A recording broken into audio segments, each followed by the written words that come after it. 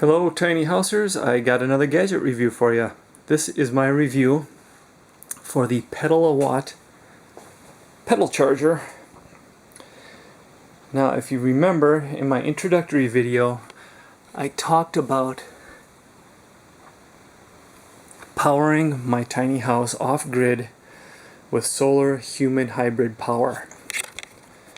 Now the reason for that is at the time I suffered from a terrible depression, and I cured my depression holistically using mostly physical methods, one of which was aerobic exercise or cardiovascular exercise. So I decided to incorporate that right into the tiny house itself. So as I age in my tiny house, I'm going to stay healthy.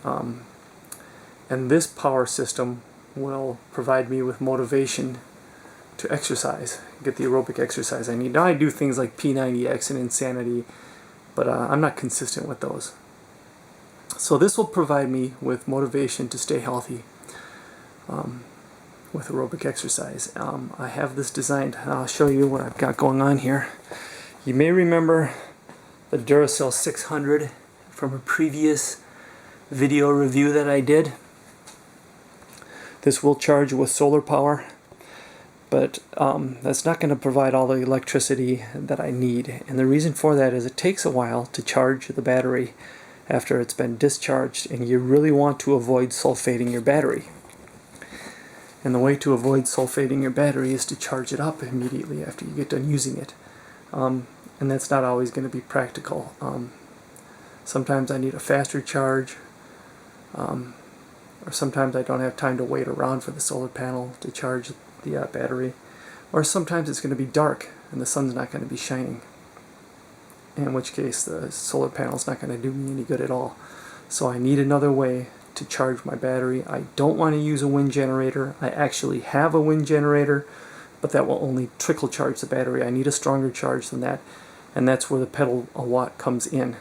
This forces me to get a portion of my aerobic exercise in the tiny house. Basically what I'm saying is if I want electricity in my tiny house, I got to get up off my butt and pedal charge a portion of it. This ensures that I'm always going to be exercising. The solar panel and the Duracell 600 just won't be enough. The solar panel just won't be enough. I need extra power, and that's by design. So I got this unit. This is the pedal-a-watt. Like I said, this device did not come cheap. All in all, I guess it was about $600, which I wasn't happy about, but that's a lot less expensive than just about all the other pedal chargers on the market, and there are a few of them out there. Now the first thing you need to understand about this is that pedal power is not efficient. It is a very inefficient way to produce your electricity, especially if you're charging it. If you have a direct mechanically driven pedal system, human-powered system, that's much more efficient. Pedal charging your electricity is inefficient, so don't have any misconceptions about that. This is not an efficient way to charge, to get your electricity. But I'm not so concerned about that. There are some good reasons for that, for having this unit, and one of them is it provides me with electricity, and that's one thing that you can say about human power that outshines any other form of electricity on the planet that I know of, and that human-generated electricity is healthy. Exercise is good for you. So that's one reason. The second reason is I will always have electricity in my tiny house. So long as I own this unit and I take good care of it, I will always have electricity. I never have to worry about not having electricity with this. And that's the reason why I have it. Everything else in my tiny house is to be as efficient as I can make it, but this is just one exception to that. This is just not an efficient way to get your electricity, but it is a healthy way to get it. Basically what you do here, it's basically a modified bicycle trainer stand with a generator. The wheel spins and it rubs up against a roller, which generates an electrical charge. Comes with a charge controller, which you're going to need to regulate your voltage to your battery. And then you just basically plug this in to the side of the Duracell 600 or whatever power pack you're using. Pedal it and you have electricity. And of course you can use the voltage indicator, which will tell you if the battery's charged up all the way. Now I gotta say, I got some complaints about this thing. It's a good unit. I do recommend it if you're interested in doing this kind of thing. Like I said, if you want to do on-grid power, that's fine. I'm not anti-grid, but this is just my vision. This is my project. And human power will be incorporated in my tiny house, as I said, to keep me physically healthy and prevent the depression that I suffered from before. It's a good unit, and I recommend it.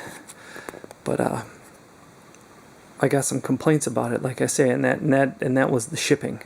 This thing was shipped like crap. It came in this shoddy cardboard box. It was the same cardboard box that the original trainer stand came in that they modified with the generator. So they shipped it in the same box that they bought it in. It was just thrown together, poor quality, poor hobby quality. This black plate you see here had razor sharp edges all the way around from when it was machined. And they were, I mean, they were literally razor sharp. They would have cut my fingers easily. And it wasn't black. It was just raw metal.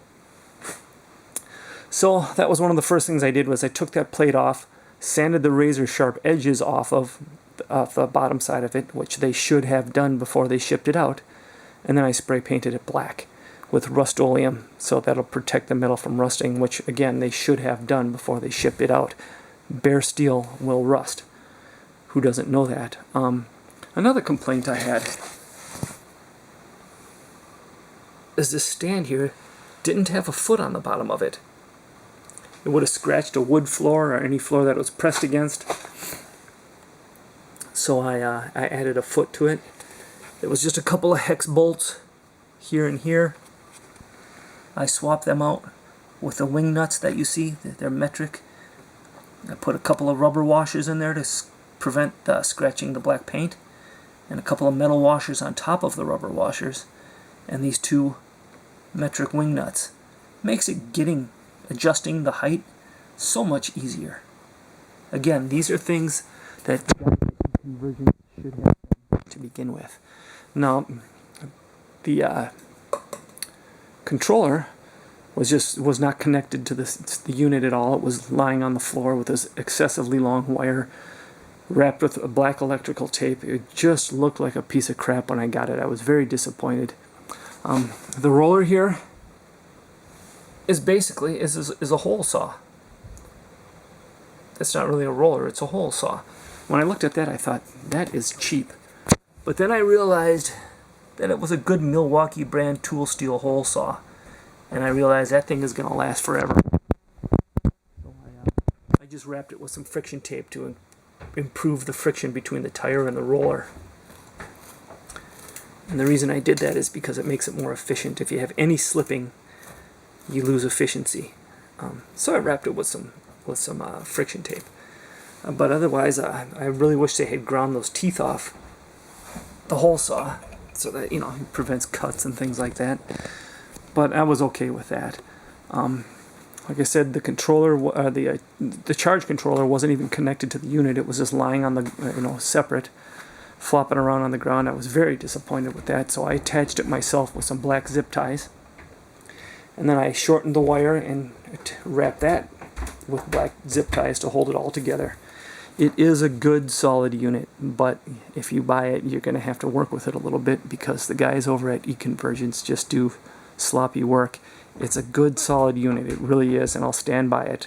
I didn't return it, despite my complaints. It is a good unit. Yeah, they just do really poor quality shipping, and they do shoddy work. They should have known better than to leave the sharp edges on the bottom of that plate. They should have painted the plate. They should put the wing nuts and things that I did to it. They should have had it all solid and together. And so for that, they are going to get some, they're going to lose a few points on this review.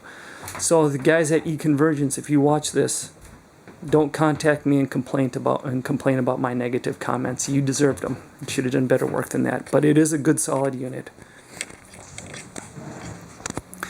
So I'll give you a quick demonstration. There's really nothing to it. Not rocket scientist. Don't have to be a rocket scientist to make this work.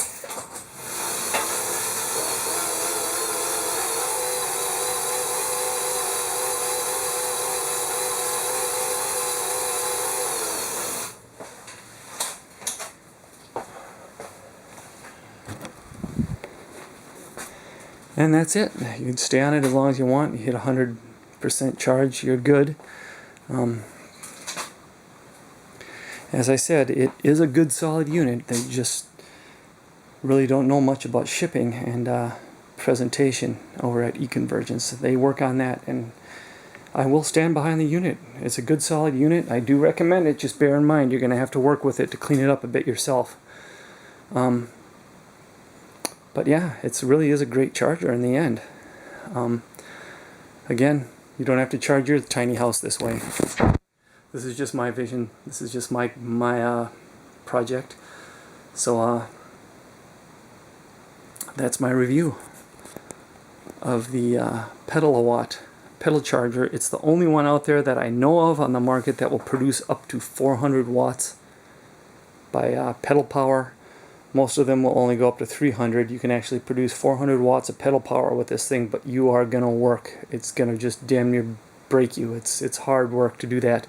One thing I did on my own is I got this old box that I found. I was out jogging through the woods one day and I found it. And what I did was I put a cigarette lighter plug in either end, and they're wired together in the center. I drilled a hole in the bottom so I can reach in and pull out the wires if I need to change the fuse that's in line. And what you can do with this, plug the pedal charger into one side, and then if you have a device like my tiny laptop computer, my netbook computer, you can actually plug in a cigarette lighter device, cigarette lighter adapter, to charge your cell phone or your laptop or whatever it is, but it has to be the appropriate cigarette lighter adapter. You can't just use any one. It has to be the one that works for your device.